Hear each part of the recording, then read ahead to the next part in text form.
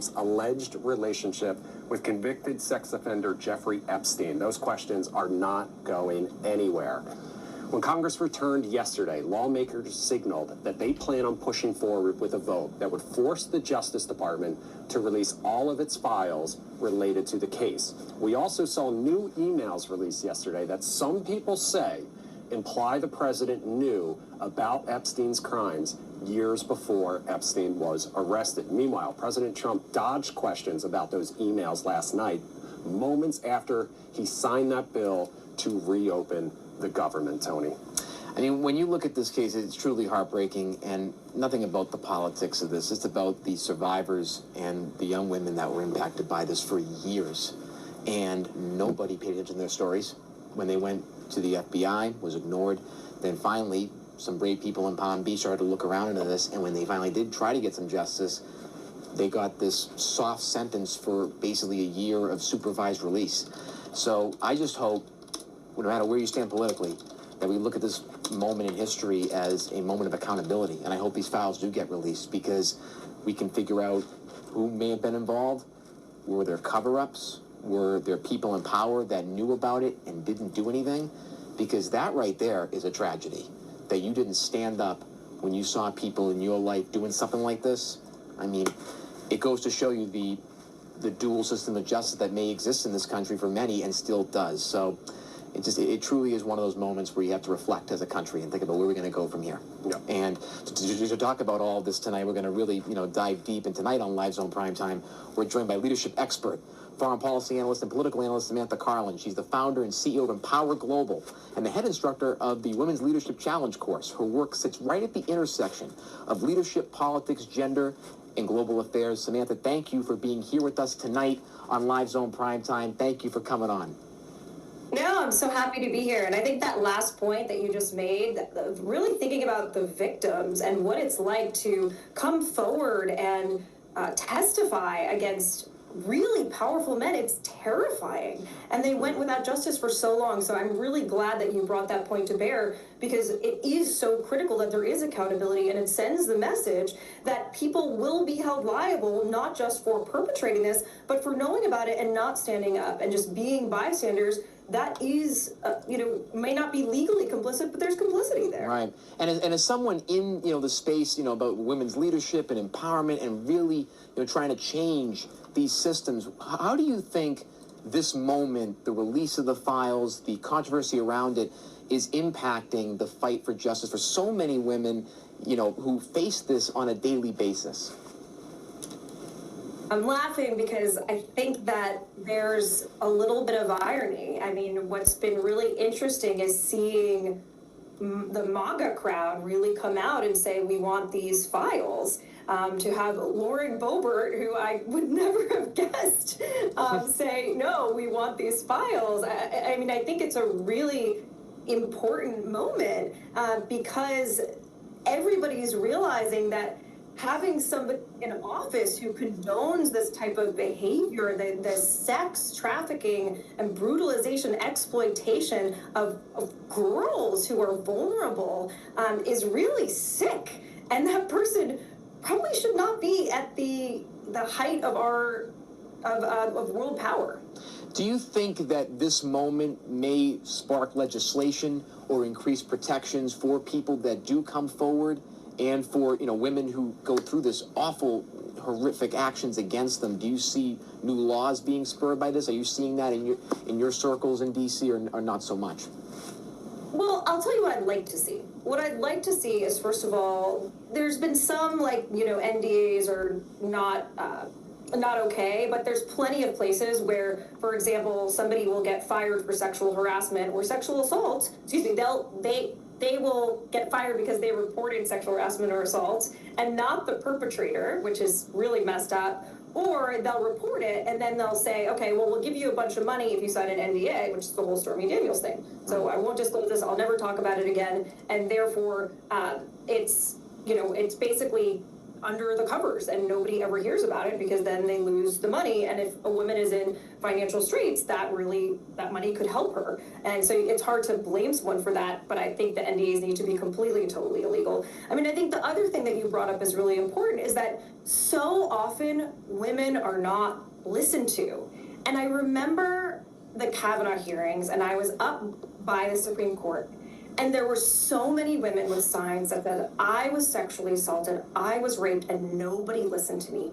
And there was this moment of, like, someone is listening or caring, and this is on TV, and people were crying. I mean, it was really incredibly emotional. So the other thing I would like to see is a court system that listens to women, a system that realizes that where rape, it's not so hard to prosecute rape. I remember being at a police station, this was probably 15 years ago, and the police officer said, well, there was this gang rape case, and it was on video, and this woman came forward, and there was a bunch of witnesses, and there was video of it, but they didn't, the prosecution didn't get anything. They didn't go to jail. Wow.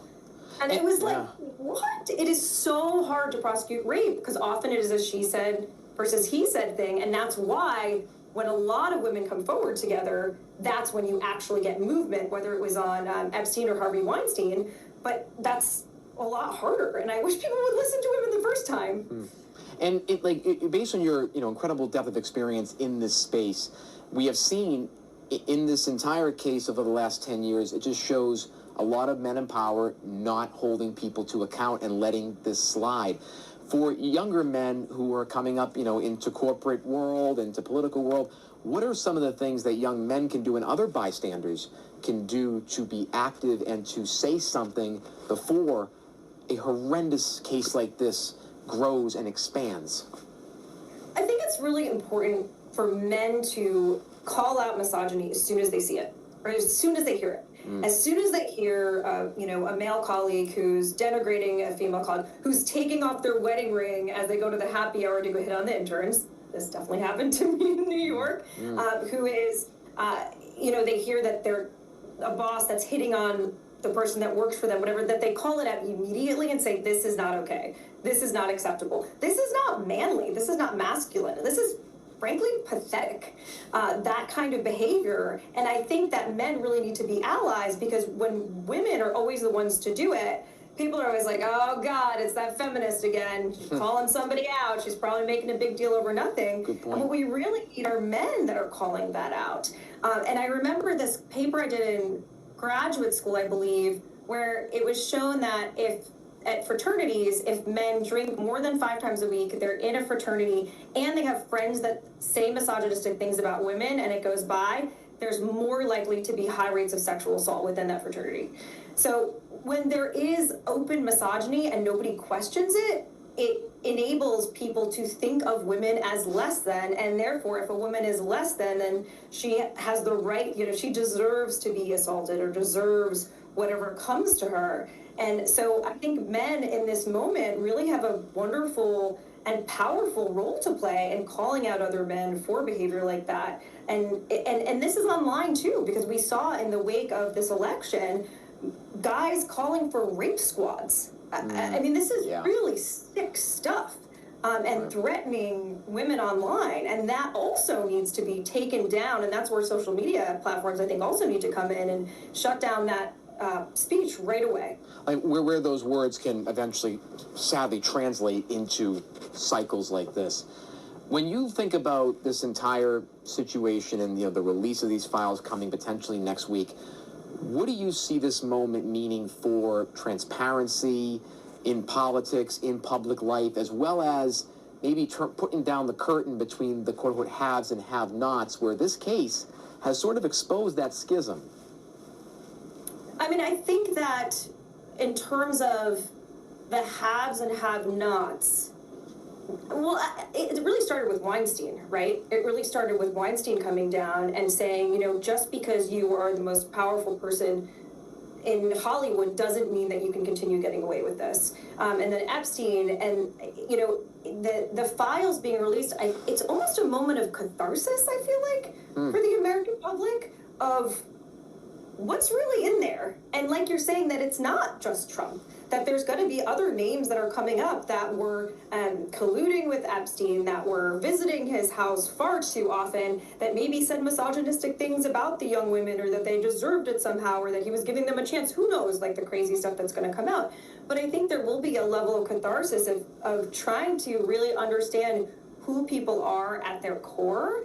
And that is really important.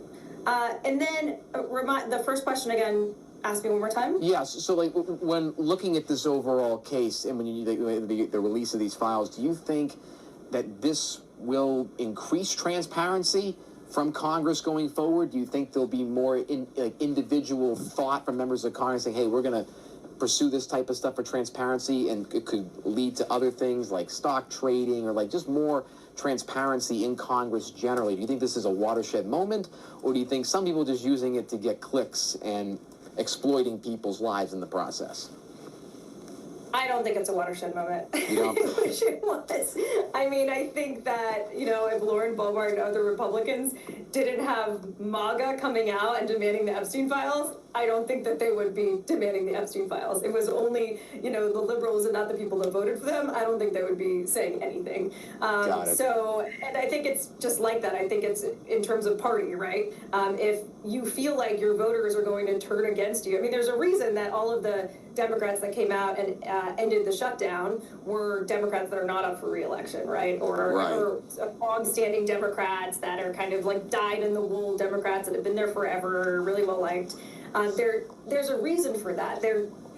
Because people don't want to go against their voters or what their party thinks, which is a shame, because as a leadership coach, I think you have to live your values.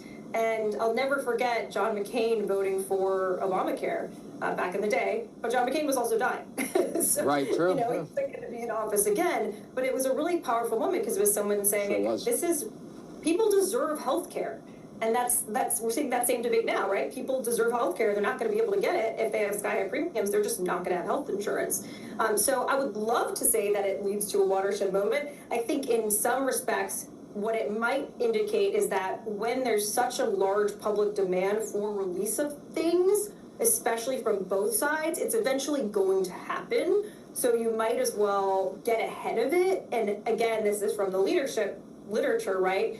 It's better to fess up than cover up, right? To say, okay, this is my involvement, and here's what I know, here's what I don't know. Manage the crisis before it blows into a full-blown crisis, because the reason that this got so big was because they didn't release the files, right. And they said they would. Kind of slow-rolled it. So, it never would have gone there if Pam Bondi hadn't, and Trump hadn't said, oh yeah, day one we're going to release the Epstein files. This never would have gotten into such a big thing, and we might not even talk about it right now. Right. Samantha, this is producer Chris. So I'm monitoring our YouTube chat at the same time we're having this conversation, and with all due respect to our viewers, they are tuned in for this exact conversation. So this topic has really taken on a life of its own on social media. It has become intertwined with conspiracy theories. Why do you think that is, and why do you think this particular issue, this case, these emails have just fascinated the public the way that they have? Well, I think it's important to separate the demographics of the public and why they're fascinated by it, right? So there are certain people that love conspiracy theories, and they're fascinated by conspiracy theories, and they will run down every rabbit hole because they want to be the investigator that uncovers what happened. I mean, that was the whole theory behind why people followed QAnon, was that they thought that they were, Nancy Drew. So there's those types of people. Then there's, like we were just talking about, women that have been affected by sexual violence, by sexual assault, that have been exploited by older, powerful men. I think who are hanging on by a thread to see, like, is this guy, is the president of the United States potentially going to be taken down because of girls like me who came forward and used their voices and said, no, this was not okay.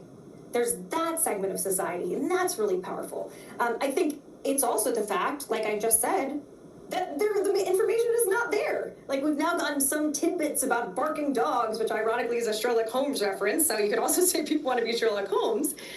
Barking dogs and kind of, Dirty Dawn and all these little kind of clips of what was in those emails, but we haven't seen the full thing. So I think it's also captured public attention because you can sit and make up stories as far as the sky can go because we don't have all the information. If we did, then people wouldn't be able to make up those stories.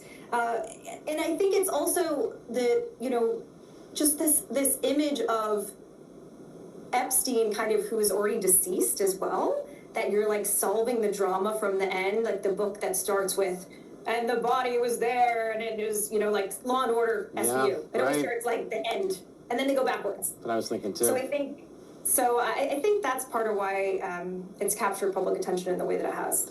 And just more question about this before we move to the foreign policy Venezuela items. Sure. When you think about this moment tonight and as the week goes on, what do you think young women should take from this and their own power and their own ability to speak out?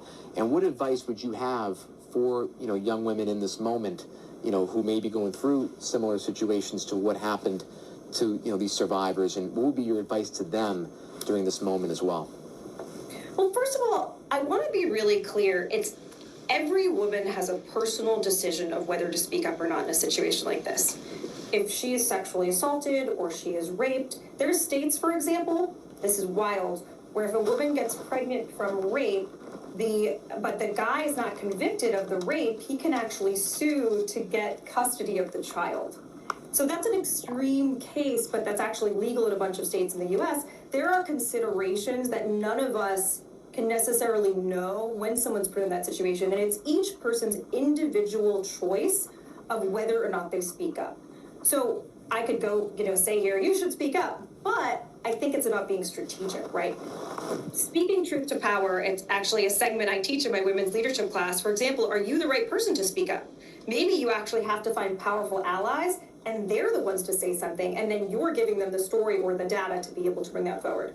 Or you're building a coalition, just like in this case, where you're joining forces with other women who have potentially been assaulted by the same person as you, and you're coming together in a sort of class action suit. So that's being strategic, but leveraging power brokers, leveraging coalition building to be able to come forward. And I think the last thing I want to say is that you matter, and your voices matter, and your pain matters. And there's lots of resources that are out there to help victims of sexual assault, of rape, beyond the justice system that are there for you to be able to utilize. And the biggest thing is to know that you never deserve to be treated like that, and don't ever let that take down your self-esteem and your self-worth or belief in who you are, because those men don't deserve to take your power like that. Very well said, and thank you during this segment for teaching me a lot of things about how this is sadly still going on in so many different avenues, and how people can speak out and really affect change.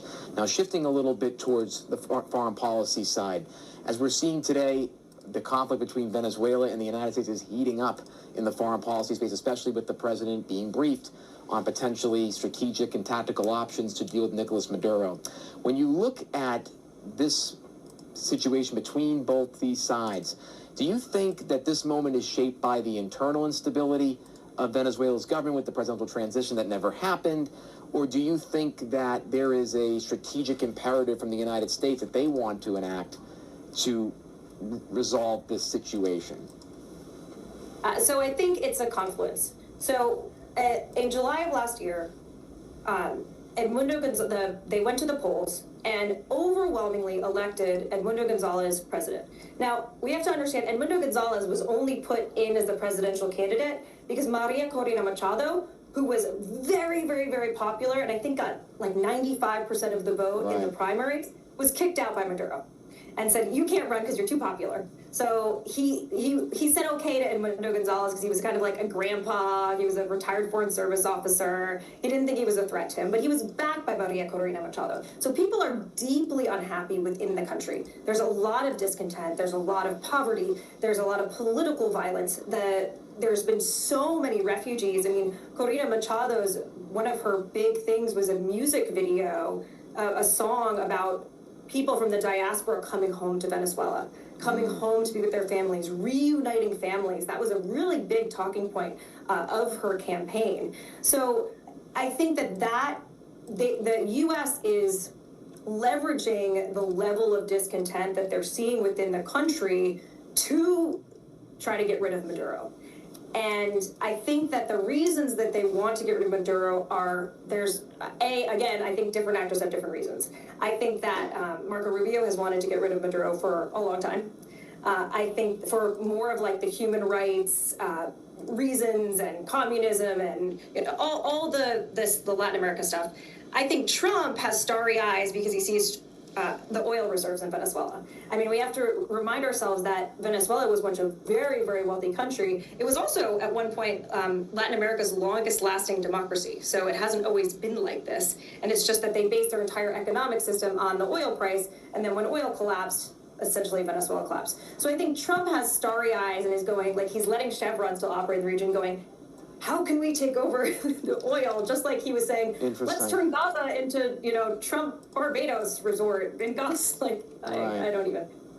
So I think it's different people have different rationales for why they would want Maduro out of power. I think the bigger question, which, I'm sure we'll get to, is, well, what are they going to do? And so happy to put the words right out of my mouth. And quickly before we go, what do you see as the most logical move the United States does in this situation to either get rid of Maduro or change the current environment in Venezuela? I think the most credible argument that I've heard so far is that they're going to build up as much military capacity as they can, like they've done in Southcom and the southern border, in the Caribbean and Venezuela, and they're going to try to scare Maduro into leaving, or they're going to try to rattle up the elites around him to pressure him to leave and say, we could be at threat of military attack. I mean, the U.S.'s military force is not a joke, and Venezuela's is in disrepair. That being said, the Venezuelan military is also very loyal to him. One of the times that a regime does topple organically is when the military resists, and there have been some desertions, but not the mass desertions and turning against him that would be necessary for that kind of authoritarian collapse. So I think maybe we do airstrikes against military facilities from our ships, like Ford that's off the coast. I don't really see us going in on the ground to do like a targeted assassination. I really think they're going to do everything they can to try to shake him up enough that he's going to leave because he doesn't want to get killed. That's what I think right now. And then Maria Corina Machado, I mean, it's a whole country that they're going to have to rebuild. All of the systems are broken in the education system, healthcare system, everything is just in disarray. Of course. But that's I think, the first line of order, because Americans also overwhelmingly do not support an overthrow of Maduro right now, and Trump likes being popular. Exactly. So I don't think he wants that. Well, we absolutely covered everything tonight. Thank you, Samantha, for allowing me to ask all these questions in so many of these different realms, and just thank you for teaching us and really informing us of what's going on the ground politically, as well as with the important issues that we're facing now. Samantha Carlin, CEO of Empower Global, political strategist, foreign policy analyst here tonight on Live Zone Primetime. Thank you so much for coming on and illuminating us with your knowledge. Thank you. Thanks, Samantha. All right.